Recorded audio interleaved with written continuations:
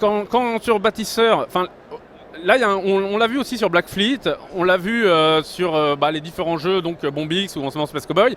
Il y a vraiment deux écoles. Il y a les gens qui aiment les jeux et les gens qui bâchent les jeux, pas forcément parce qu'ils les aiment pas, je pense, mais parce qu'il y a une surexposition autour des jeux. Mais il faut voir que la surexposition, elle est liée, pour moi là encore, désolé, je suis un peu bordélique, mais il y a vraiment deux écoles qui s'affrontent là entre éditeurs. Il y a les éditeurs qui croient énormément dans certains jeux, qui pensent que certains jeux ont un très gros potentiel et qui allouent énormément de temps et d'argent à communiquer sur ces jeux. Et ensuite, tu as les éditeurs, d'autres éditeurs dont le modèle économique tourne autour de la multiplication des titres différents, en faire des tirages de 2000, 2500, parfois même, je ne vais pas citer de nom, mais je connais des tirages de 1000 exemplaires pour un territoire comme la France, ce qui est juste ridicule. C'est juste faire du titre en plus et encombrer pour rien les étagères. C'est-à-dire que quand tu tires 1000 exemplaires, tu ne crois pas du tout dans ton jeu.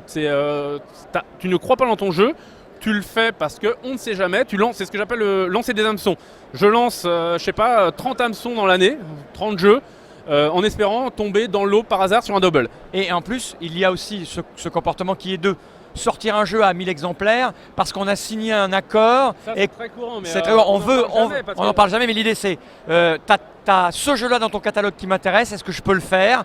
Oui, si tu me prends celui-là. Voilà. Alors on prend celui-là, on en fait 1000 boîtes pour pouvoir faire 10 000 boîtes de l'autre. Voilà ce qui arrive aussi. Voilà, mais c'est pour ça. Mais ça, les gens qui critiquent la surexposition ne le voient pas. Mais il y a des trucs tout simples qu'on ne va pas non plus citer d'exemple, mais qu'on connaît, toi et moi et d'autres. C'est par exemple sortir, imaginons un distributeur qui n'a pas de contrat d'exclusivité avec un éditeur étranger.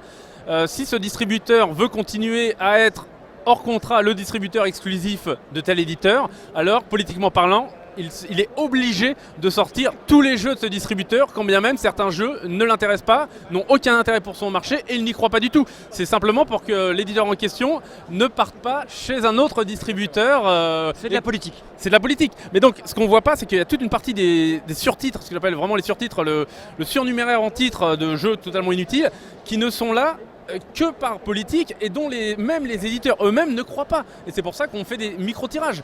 Il ne faut pas croire qu'à chaque fois qu'un éditeur sort un jeu, il y croit. Et donc on arrive à cette espèce de clivage entre les éditeurs moi je vais défendre aussi ma chapelle, mais comme Bombix ou Space Cowboy, qui sortent très peu de titres dans l'année, mais c'est aussi le cas de Repoprod, avec qui je travaille pas pourtant, mais qui sortent très peu de titres dans l'année, mais qui travaillent à fond leurs titres et qui évidemment communiquent énormément sur ces titres, alors que les éditeurs qui sortent 30, 35 titres dans l'année ne peuvent pas allouer ces mêmes ressources à 35 titres, ne peuvent pas allouer le temps que ça représente le temps de travail salarié, l'argent que demande la publicité, prendre des espaces publicitaires, le temps de travail même non salarié de la part des patrons ou quand on parle souvent de toutes petites entreprises, donc chez Bombix on parle de temps de travail non salarié quand Erwan vient faire de la promotion sur les salons ou moi-même. Mais ce que je veux dire, c'est que c'est un problème d'allocation de ressources et qu'au final, quelque part, faire le choix de beaucoup communiquer sur certains jeux, c'est parce qu'on y croit énormément, sinon on ne dépenserait pas des sommes très importantes et un temps très important sur ces jeux-là. Je veux dire, on m'a beaucoup critiqué Bâtisseur. Si on parle chiffres, on va parler chiffres. Bâtisseur, aujourd'hui, c'est 40 000 exemplaires. Bien sûr que la communication m'a servi, mais parce qu'on croyait au jeu. Et le jeu, je dis pas que c'est le jeu du siècle, mais je pense que malgré tout, c'est pas un trop mauvais jeu, je pense, sincèrement. C'est un très bon jeu. Alors là, je vais reprendre la parole sur ce coup-là. Parce que ce qu'il faut comprendre, que quelqu'un posait une question vite fait, je regardais, oui, mais pourquoi avoir séparé les bâtisseurs en deux, il n'a pas avoir proposé Antique tout de suite? Je vais expliquer. Et puis, quand est-ce qu'il va arriver? Ça va être bientôt. C'est, en fait, je sais plus ce que je voulais dire. Je sais pas, moi j'ai l'explication, elle est excessivement simple. C'est que moi, de toute façon, je voulais un jeu qui soit le plus simple et le plus pur possible pour le premier opus. Et derrière, plutôt que faire une extension, alors il y a par rapport au choix que j'avais fait, l'extension, ça ne peut pas se marier entre eux. Une extension au minima, parce qu'il y a des coûts de boitage par exemple, c'est-à-dire un paquet de cartes vendu 8 €. Je vois pas l'intérêt de vendre un paquet de cartes prix public 8 €, alors que tu peux faire un stand-alone pour 15, qui va se retrouver en fait à 13,50 €. dans la plupart des boutiques. Donc là, on est en train de parler de 5,50 € d'écart. Pour 5,50 € d'écart, je pense que c'est plus judicieux d'avoir un jeu en soi. Mais après, encore une fois, sont des choix. Et sachant que un bâtisseur, ça coûte très cher en illustration, hein, ça coûte 10 000 € en illustration.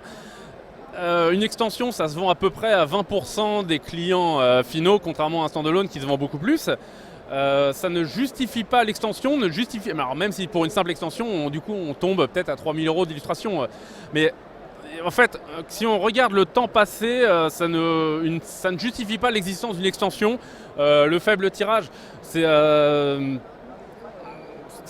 suis désolé de dire ce que je veux dire, mais je pense qu'il y a tellement de jeux aujourd'hui sur le marché que moi, ça m'intéresse plus de travailler sur un jeu qui fera pas au moins 20 000 exemplaires dans l'année. Voilà, et là, c'est là où je voulais en venir. En fait, j'ai retrouvé le fil de ma pensée. C'est qu'en gros, la communication qui a été faite sur les bâtisseurs, d'abord, l'éditeur y croyait, et c'est une communication qui est clairement faite pour que les gens ne se trompent pas de jeu. Parce qu'il n'y a rien de pire que quelqu'un qui se trompe de jeu parce qu'il va aller en dire du mal. Et avec les bâtisseurs, c'était le premier exemple de beaucoup de communication sur Tetrac par exemple, parce qu'on a clairement expliqué, comme pour Splendor, hein, on a clairement expliqué à qui ça s'adressait. Et l'intérêt d'un jeu comme les bâtisseurs, et pourquoi l'avoir séparé en deux, c'est que je pense que si vous aviez mis Antiquité en même temps, avec cette complexité supplémentaire, vous n'auriez pas touché 40 000 personnes. C'est énorme, 40 000 personnes pour un jeu comme les bâtisseurs. Il y a 10 ans, c'était impossible. Voilà. Donc c'est ça l'intérêt, ça se réfléchit, et c'est clairement des gens qui investissent du temps et de l'argent pour bien gérer le public, que les gens ne se gourrent pas, et comme tu le disais, c'est parce qu'ils croient au jeu, et que le jeu a besoin de ça, pour que les gens sachent de quoi on parle. Quand tu communiques, en gros, hein, si je devais résumer, quand tu communiques beaucoup sur un jeu, c'est parce que tu estimes, l'éditeur estime en tout cas, qu'il a un fort potentiel. Quand tu ne communiques pas, si tu ne crois pas assez en ton jeu pour aller claquer 10 000 €, je dirais, en communication globale, faut vraiment se poser la question de est-ce que tu crois assez en ton jeu pour qu'il existe même. Quand je vois, tu vois, il y a eu longtemps des débats sur... Bon, toi, je sais que tu as été longtemps contre et tout, mais pour moi, je pense que les Tetrac TV doivent être payantes parce que ça évite justement. Si tu peux pas mettre 250, 500 € pour une Tetrac TV, c'est que c'est que tu crois pas assez dans ton jeu. Je vais pas dire là, on peut dire c'est facile maintenant, Fred, il a de l'argent et tout. Non, moi j'ai tout mon argent, je le réinvestis, tout, je ne garde rien. Il n'y a qu'à voir comment tu es habillé. Ouais. Ah non, moi j'ai aucun problème, je peux vous montrer mon compte en banque. Moi je réinvestis tout, j'ai déjà claqué sur Conan là, de ma propre poche, j'en suis à 40 000 € déjà. C'est pas, on commence à parler de sommes assez conséquentes parce que je prépare l'avenir, je prépare l'après-timeline, et je veux me permettre de sortir des jeux dont je rêve quoi. Et je pense que et moi, initialement, je veux dire, moi j'ai toujours commencé par l'emprunt. Moi, mon premier emprunt dans le monde du jeu, faire un jeu, c'est j'ai emprunté pendant, je t'ai dit, pendant près de 10 ans, je vivais avec 800 € par mois, j'ai emprunté 20 000 €. 20 000 €, ça veut dire qu'il a fallu que je fasse 4 banques avant qu'on m'accorde un prêt de 20 000 €. Et qu'est-ce que j'ai fait de ces 20 000 €? J'ai tout investi dans les jeux, donc j'ai tout investi dans Timeline, j'ai tout investi, j'ai séparé entre Timeline et Ultimate Warrior. Bon, Ultimate Warrior, c'est une erreur, j'ai perdu pas mal d'argent. Heureusement que par contre Timeline a marché. Mais sincèrement, je considère que j'ai pas eu peur de mouiller ma chemise pour faire du jeu. Et je pense que si tu crois en ton jeu, alors c'est normal d'y mettre les moyens. Et j'aime pas trop cette politique qui consiste à sortir 30, 35 jeux, parfois 40, pour noyer le marché et prier pour que dans le lot, il y en ait un qui finisse par marcher. Je trouve ça laid, je trouve que c'est ce qui fait qu'on a trop de jeux, c'est ce qui fait que parce qu'on a trop de jeux, le tirage moyen ne fait que se réduire, parce qu'on ne veut plus prendre de risques. Et c'est ce qui déclenche aussi les réactions qu'il peut y avoir sur internet. Ouais, on nous parle trop de ce jeu-là et pas de celui-là. Mais il faut bien comprendre que parfois, si on ne parle pas d'un jeu, c'est que l'éditeur n'a aucun intérêt à dépenser, même ne serait-ce que des ressources humaines. Il y a beaucoup d'éditeurs qui, pour certains jeux, s'en foutent totalement du jeu. Il faut arrêter de croire que les éditeurs croient en tous les jeux qu'ils font. Encore une fois, je vais pas citer de nom parce que... Non, il faut pas.